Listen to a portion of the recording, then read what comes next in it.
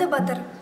Кеше өткен заманда дін мұсылман аманда, қара қыпшақ қобланды, атасы мұнын Тоқтарбай, халықтан асқан болды бай, байлығында есеп жоқ, айдалып бағып жайылды, төрттілік малдың бәрі сай.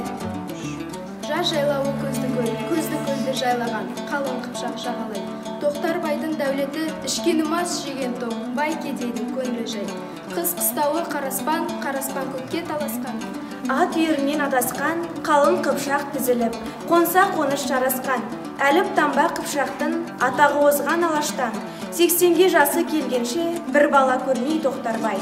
Қайғы менен қан жұтып, ақылынан адасқан. Сөйлиесі сұңқар қиясыз, еш нәрсе көрмей дүниеден, өткенім бе деген тұяқсыз.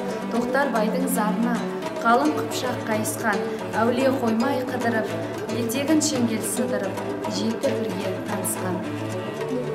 Әулиеге ат айтып, Қорасанға қой айтып, қабыл болған тілегі, жарылғанды жүрегі, аналықтай бәйбіше, қабырғасы майысқан, 50-ге жасы келгенде, көзіңді ашпай дүниеден өтем бе дегенде, сонда көрген арыстан бір ұл, бір қыз атадан, қыздың аты Қарлығаш, Қобыланды қарындас. 30 жасқа келгенде, арыстан туған Қобылан, қазынадан қамқа киеді. Өзінің еншін болсын деп, тобылғы меңді торатты, енші қылып мейді. Қобыландының тілегін бүкіл қыпшақ тіледі. Қайыры көп халқына енді түсіп соңына, таулар күйіп тасшынған 6 жаста баланың елбен деген